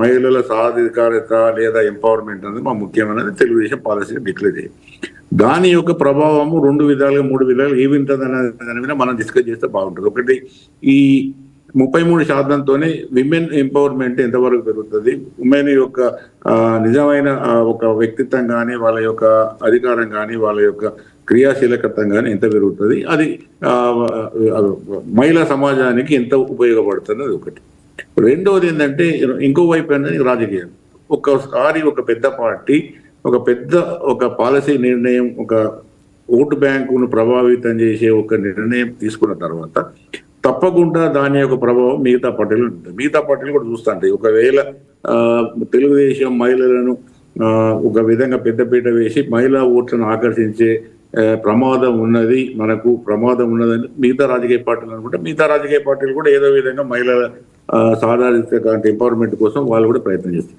కాబట్టి ఒకటి ఏంటంటే ఇప్పుడు ఈ రిజర్వేషన్ వలన కొంత ఒక ముందడుగు వేయడానికి ఇది రిజర్వేషన్ కూడా కాదు, ఒక వాళ్ళు తెలుగుదేశం పార్టీ కమిట్మెంట్ ఏంటంటే మేము 33% మా స్థానాలలో 175 దానిలో మేము 33% ఇస్తాం. అంటే ఇది రిజర్వేషన్ కాదు, దీనికి చట్టబద్ధత కూడా లేదు, స్టాట్యూటరీ అదేం లేదు. కానీ అయినా కూడా మేము ఇస్తామని చెప్పడం జరిగింది కాబట్టి అది ఒక ముందడుగా మనం స్వాగతిస్తాం, దానిలో పెద్ద పంచాయతీ లేదు. కానీ ఒకటేంటంటే ఇక్కడ ఏం జరుగుతుంది మేడం అంటే ఒక 2-3 విషయాలలో ఇప్పుడు ఎందుకు ఇప్పుడు మహిళలు 50% ఉన్నా కూడా అంటే ఇది మామూలు తెలుగుదేశం వైసీపీ ఆ యాంగిల్ మాట్లాడడం లేదు. నేను ఒక సైంటిస్ట్, పొలిటికల్ సైంటిస్ట్ గా మాట్లాడేది ఏంటంటే మొత్తం ఓటర్లలో 50% ఉన్నప్పటికీ ఎక్కువ అంటే పురుషుల కన్నా కూడా మహిళలే ఓట్ల ఎక్కువ ఇస్తారు. ఓట్ల పోలింగ్ బూత్లో ఓట్లు వేసే దాంట్లో మహిళా సంఖ్య ఎక్కువ ఉంటుంది పురుషుల సంఖ్య కన్నా. అయినప్పటికీ కూడా మహిళలకు సరిగా ఎందుకు అది వాళ్ళ యొక్క శాతం కానీ వాళ్ళ యొక్క రిప్రజెంటేషన్ కానీ ఎందుకు రాదంటే ఈ రియల్ పాలిటిక్స్ ఈ 2 పార్టీలకు అర్థమైంది. ఇప్పుడు ఇంతవరకు గొడవ పెట్టుకున్న ఒక విషయంలో మాత్రం అర్థమైంది. ఏమైతుందంటే ఈ విమెన్ టికెట్లు ఇవ్వడంతో గెలిచే ఛాన్సెస్ తక్కువ ఉంటాయి. వాళ్ళు 50% మహిళలు ఓట్లు ఉన్నప్పటికీ కూడా ఆ మహిళా ఎన్నుకునేంత చైతన్యం కానీ అనేక విషయాలలో ఒక పరిమితులు ఉంటాయి. కాబట్టి ఈ ఓట్లు అంటే వీళ్ళు సీట్లు ఇచ్చిన మాత్రాన ఎంతమంది గెలుస్తారు ఇప్పుడు ఒకటి. రెండోది ఏంటంటే ఇది బిల్లు కాదు కాబట్టి తెలుగుదేశం ఇచ్చిన ఆ సీట్లన్నింటిలో కూడా మిగతా పార్టీల అదే వైసీపీ కూడా అదే అంటుంది. వేరే పార్టీల వాళ్ళు ఇచ్చినప్పుడు ఇది ఒక పురుషుడు వర్సెస్ స్త్రీ అన్నప్పుడు ఒక బలమైన పురుషుడు క్యాండిడేట్ పెట్టినప్పుడు మహిళా క్యాండిడేట్ గెలవడం అనేది చాలా సార్లు అంటే ఇది వాళ్ళ ఈ 2 పార్టీలు కూడా తెలుస్తుంది చాలా సార్లు గెలవడం అనేది ఇబ్బంది అవుతుంది. కాబట్టి ఒకటి ఏంటంటే ఇది ఒక 33% మనం వెల్కమ్ చేద్దాం. ఇది ఒక విధంగా మంచి నిర్ణయం, దీని మీద మనం వేరే చర్చలు అవసరం లేదు. కానీ అది దాన్ని ఇంకా కొద్ది ముందు తీసుకుపోయి చట్టపరంగా చేస్తే ఏమైతుందంటే అది ఎప్పుడు కూడా 33% ఇష్టం ఉన్నా లేకుండా మహిళలే ఉంటారు. కాబట్టి మహిళలే ఏ పార్టీ గెలిచినా కూడా మహిళలు గెలుస్తారు. అంటే మహిళల సాధారణత లేదా ఎంపవర్మెంట్ అనేది అట్లా రావడానికి ఎక్కువ అవకాశం ఉంటుంది. అవకాశం కోసం తెలుగుదేశం ఇప్పుడు 33% పెట్టిందని చెప్పింది వింటుంటే మహిళల కంటే పురుషులే అంటే బలవంతులని మీరు ఇండైరెక్ట్ గా చెప్తున్నట్టుగా ఉంది. నేను బలవంతులు అంటలేను మేడం, నేను జరిగిన ఎలక్షన్ లో రిజల్ట్స్ బట్టి చెప్తాను. నా పర్సనల్ ఒపీనియన్ కాదు, ఇది రికార్డెడ్ స్టేట్మెంట్. మీరు ఒకసారి మొత్తం ఈ ఫలితాలను ఒకసారి ఒక 2-3 ఎలక్షన్స్ అలానే మనము అంటే 33 అది నేను అంటలేను. అందుకోసమే ఈ ప్రమాదం ఉన్నది కాబట్టి చట్టం వస్తే చట్టంలో ఏముంటుంది అంటే 33% రిజర్వేషన్ ఉంటుంది, 33-30%. అప్పుడు పురుషులకు ఇష్టం ఉన్నా లేకున్నా, బలం ఉన్నా లేకున్నా, వీళ్ళు మహిళలు కొంత అవి అంత పోటీ పడే శక్తి లేకున్నా కూడా వాళ్ళ శాతం వాళ్ళకు ఉంటుంది కాబట్టి వాళ్ళు గెలిచే అవకాశం ఉంటుంది. నేను ఈ 33% తెలుగుదేశం ఉన్నదాన్ని స్వాగతిస్తున్నాను, దానికేం డిస్ప్యూట్ లేదు. కానీ అదే ఇంకా కొద్దిగా ఒక అడుగు ముందుకేసి అదే ఒకవేళ ఒక చట్టం అయితే ఆ చట్టంలో మహిళలకు, నేను మహిళా ఎంపవర్మెంట్ గురించి ఎక్కువ ఆలోచిస్తాను. ఆ మహిళలకు ఆ రక్షణ ఉంటుంది కాబట్టి మహిళల రిప్రజెంటేషన్ చట్టసభలో పెరుగుతుంది. ఎమ్మెల్యేలు కావచ్చు, ఎంపీలు కావచ్చు, ఎమ్మెల్సీ. ఇప్పుడు మీకు మన స్థానిక సంస్థలలో ఇచ్చారు, కానీ స్థానిక సంస్థలలో ఉన్న ఏదైతే సాధారణత కానీ బలం కానీ అధికారం కానీ తక్కువగా ఉంటుంది. అదే చట్టాలు చేసే సభలు ఏవైతే ఉంటాయో, ఇది అసెంబ్లీ కానీ అక్కడ పార్లమెంట్ కానీ, దానిలో ప్రజాప్రతినిధులకు ఒక క్రియాశీలక పాత్ర ఉంటుంది కాబట్టి అక్కడ వాళ్ళు ఎక్కువ కొంత వాళ్ళు మిగతా మహిళలకు సాయం చేయడానికి కానీ మిగతా మహిళా వర్గానికి కానీ ముందు తీసుకుపోవడానికి అవకాశం ఉంటుంది. కాబట్టి నా ఉద్దేశంలో ఇది మంచి చర్య, దీనిలో ఎవరైనా తప్పడం అవసరం లేదు. రెండో, నేను ఇంతకుముందు చెప్పినట్టుగా ఒకవేళ ఈ తెలుగుదేశం ఈ 33% కట్టుబడి ఉన్నదంటే రేపు వైసీపీ కూడా సీరియస్ గా ఆలోచించుతుంది. ఎందుకంటే మహిళలు ఎటువైపు మొక్కితే మళ్ళీ అదే పార్టీ గెలిచే అవకాశం ఉంటుంది. కాబట్టి మహిళా ఓట్లను ఎవరు కూడా అది వదులుకునే అవకాశం ఉండదు. కాబట్టి ఇది ఒక విధంగా మిగతా రాజకీయ పార్టీల మీద కూడా ఒత్తిడి పెట్టే ఇష్యూయే. ఇప్పుడు ఒక పార్టీ డిక్లేర్ చేసిన తర్వాత మిగతా పార్టీలు మామూలుగా పట్టించుకోకుంటుంటే ఎలక్షన్స్ లో అది ఒక ఇష్యూ అయినప్పుడు మహిళా ఓటు రేటు టర్న్ అయితే అని తెలియదు కాబట్టి ఆ భయం అన్ని రాజకీయ పార్టీలకు ఉంటుంది కాబట్టి ఇది ఒక ఇంపార్టెంట్ ఒక నిర్ణయంగా తీసుకుందాం. అయితే ఒకటేదండి మేడం, నేను ఇంకోటి కూడా చెప్తాను, అంటే నేను రియలిస్టిక్ గా మాట్లాడతాను. ఈ రాజకీయాలని కాకుండా ఇప్పుడు ఇంకా బాధాకరమైన విషయం ఏంటంటే ఈ ఏదైతే ఇప్పుడు మహిళా ప్రతినిధులు ఎవరైతే గెలిచిన వాళ్ళు ఉంటున్నారో, లేకపోతే ఇప్పుడు స్థానిక సంస్థలలో ఇప్పుడు మహిళా సర్పంచ్లు కానీ, మహిళా జెడ్పీసీసీలు, ఎంపీటీసీలు కానీ, లేకపోతే చైర్మన్లు కానీ, లేకపోతే మున్సిపల్ ఇప్పుడు ఇక్కడ ఏం జరుగుతుందంటే, నేను ఎందుకు ఇంత హార్ష్ గా మాట్లాడుతున్నానంటే ఈ వెనుకంతా కూడా మళ్ళీ భర్తలే నడిపిస్తున్నారు. ఇప్పుడు నిజంగా ఈ మహిళా సాధిక రావాలి, ఎంపవర్మెంట్ రావాలంటే వాళ్ళే నిర్ణయాలు తీసుకోవాలి, మొత్తం వ్యవస్థను నడిపే శక్తి కూడా వాళ్ళకి రావాలి. అది రావాలని నేను కోరుకుంటున్నాను. అది మళ్ళీ వాళ్ళ వెనక నుంచి మళ్ళీ వాళ్ళు ఏది మళ్ళీ రాజకీయాలు చేయడం కాకుండా అంటే ఒక స్వయంగా మేమే ఒక చైర్మన్, ఒక సర్పంచ్, లేకపోతే ఒక తప్పకుండా పాపిరెడ్డి గారు దీనికి సంబంధించి కూడా మనం మళ్ళీ చర్చ పెట్టుకుందాము. నిజంగా మీరు అన్నది it is a valid point. చాలా సందర్భాల్లో మనం చూస్తుంటాం, పేరుకు మాత్రం మహిళల నుంచి ఉంటారు, వెనక నుంచి హస్బెండ్ కానీ లేకపోతే తండ్రో బ్రదరో ఎవరో ఒకళ్ళు నడిపిస్తూ ఉంటారు. ఖచ్చితంగా ఈ మార్పు మాత్రం సమాజంలో మన రాజకీయాల్లో రావాలని సమాజంలో మార్పు రావాలి. తెలుగుదేశం తీసుకున్న నిర్ణయం కూడా 100% స్వాగతిస్తున్నాను. ఖచ్చితంగా మనం ఈ రోజు హర్షిద్దాం, అలాంటి మార్పు రావాలని కోరుకుందాం. అయితే వంశీ గారు, ఈ క్వశ్చన్ మీకు ఈరోజు ఏదైతే వైఎస్ఆర్సీపీ పార్టీ పెట్టుకున్న ప్రెస్ మీట్ ఏదైతే ఉందో, ఏదైతే మీటింగ్ పెట్టుకున్నారో, ఒకటి నియోజకవర్గాల ఇన్ఛార్జీలు అలాగే పార్లమెంట్ నియోజకవర్గాల ఇన్ఛార్జీలు అందరితో కలిసి జగన్మోహన్ రెడ్డి గారు ఏదైతే మీటింగ్ పెట్టారో ఆ మీటింగ్ తర్వాత కొడాలి నాని గారు ఆసక్తికరమైన వ్యాఖ్యలు చేశారు చంద్రబాబు గారి గురించి, అలాగే లోకేష్ గారి గురించి. వీళ్ళిద్దరూ కూడా పీఎంని చూసినప్పుడు వంగి వంగి దండం పెడుతున్నారు, అలాగే పవన్ కళ్యాణ్ని చూస్తే కూర్చుంటున్నారు అని చాలా వ్యంగ్యంగా ఒక గెస్చర్తో ఆయన చేసి చూపించడం జరిగింది ప్రెస్ మీట్లో.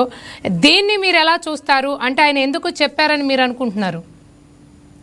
మేడం, ఈరోజు వాళ్ళ పార్టీ మీటింగ్ జరిగిందట, నేను కూడా చూసా. అయితే గతంలో ఇదే కొడాలి నాని గారు ఎప్పుడు మాట్లాడినా కానీ వాడు వీడు అని సంబోధించేటటువంటి కొడాలి నాని అధికారంలో ఉన్నప్పుడు ఈరోజు చంద్రబాబు నాయుడు గారు అనడం మరి మార్పు ఎలా వచ్చిందో అదొకసారి మరి అదే మాట ఇప్పుడు కూడా అనాల్సింది కదా.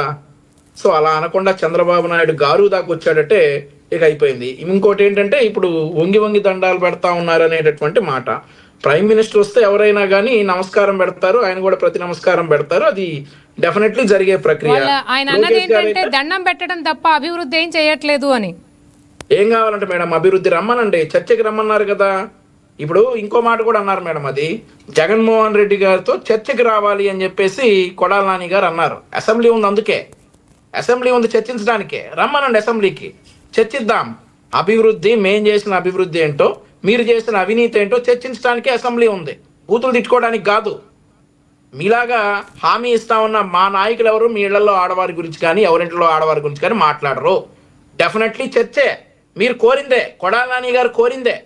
ఈరోజు ఆయన ఏమడుగుతా ఉన్నాడు, జగన్మోహన్ రెడ్డి గారికో చర్చకి రావాలని అడుగుతా ఉన్నాడు. అవును, మరి అందుకే కదా మేడం అసెంబ్లీ ఉంది. ఓకే, మధుసూదన్ రెడ్డి గారిని అడుగుదాం. మధుసూదన్ రెడ్డి గారు, మీరు చెప్పండి. అసెంబ్లీకి వీఆర్ రెడీ. అసెంబ్లీకి మరి రావట్లేదు కదా, అసెంబ్లీకి వస్తే చర్చకు సిద్ధమని వంశీ గారు సవాల్ విసురుతున్నారు. మరి మీ అధినాయకుడు జగన్మోహన్ రెడ్డి గారు అసెంబ్లీకి వస్తారా, చర్చకు సిద్ధమా? చెప్పండి. లాస్ట్ 21 నియోజకవర్గాల్లోనూ లేకుంటే 23 నియోజకవర్గాల్లో చంద్రబాబు ఉన్నప్పుడు చట్టసభల్లోకి ఎందుకు రాలేదు చంద్రబాబు నాయుడు గారు?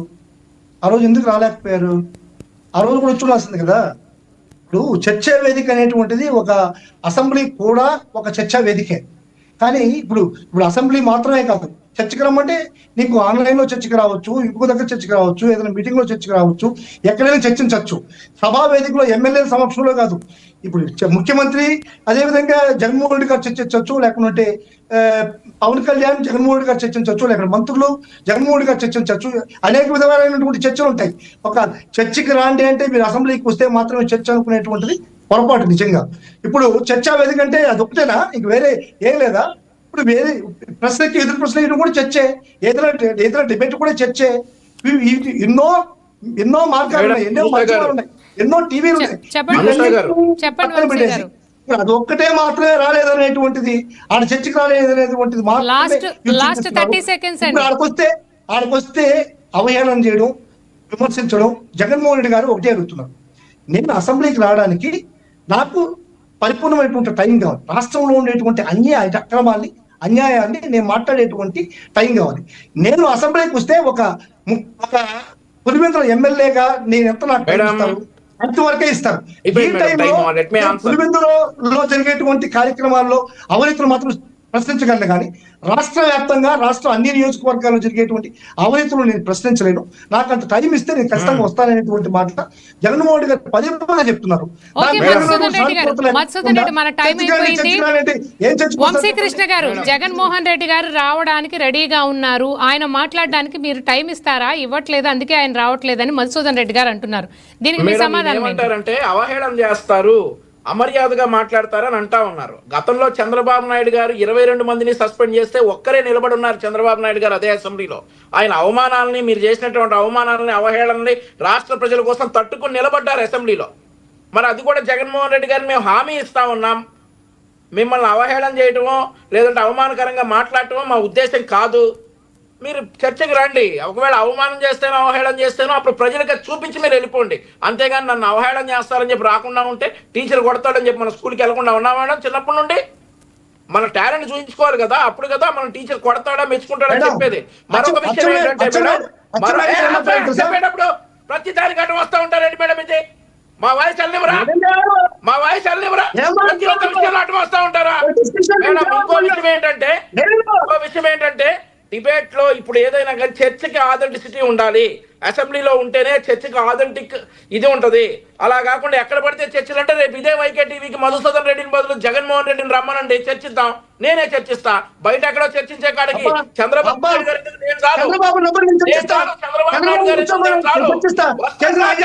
గారి అసెంబ్లీకి రమ్మని జగన్మోహన్ రెడ్డిని రాలేకపోతే మా పార్టీలో కార్యకర్త నేను చాలు జగన్మోహన్ రెడ్డి స్థాయికి. జగన్మోహన్ రెడ్డి ఈ రోజు ఎమ్మెల్యే కాబట్టి చర్చించడానికి అసెంబ్లీకి వెళ్ళమనండి. ఒకవేళ వెళ్ళలేకపోతే బయట ఎక్కడ మా వాడు చర్చించడానికి నేను చాలు. జగన్మోహన్ రెడ్డి స్థాయికి మా పార్టీ కార్యకర్త చాలు.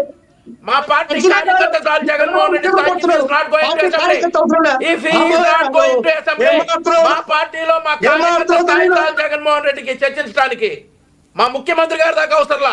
ఒకవేళ మా ముఖ్యమంత్రి గారితో చర్చించదలుచుకుంటే అసెంబ్లీకి వెళ్ళండి, చర్చించండి. వెళ్ళలేకపోతే జగన్మోహన్ రెడ్డి స్థాయికి మేము చాలు. మా ముఖ్యమంత్రి గారి దాకా అవసరంలా, మా మంత్రి గారి దాకా అవసరంలా, మా ఎమ్మెల్యేల దాకా అవసరంలా. మేము చాలు జగన్మోహన్ రెడ్డి గారి స్థాయికి. ఓకే అండి, థ్యాంక్ యూ సో మచ్. ఈ రోజు మన చర్చా కార్యక్రమం అయిపోయింది, మన టైం అయిపోయింది. వంశీకృష్ణ గారికి అలాగే మధుసూదన్ రెడ్డి గారికి థ్యాంక్ యూ సో మచ్. ఈ రోజు డిబేట్ లో పార్టిసిపేట్ చేసినందుకు. ఇవి ఇప్పటి వరకు ఉన్న అప్డేట్స్. మరిన్ని అప్డేట్స్ తో మళ్ళీ కలుద్దాం. This is Anusha signing off.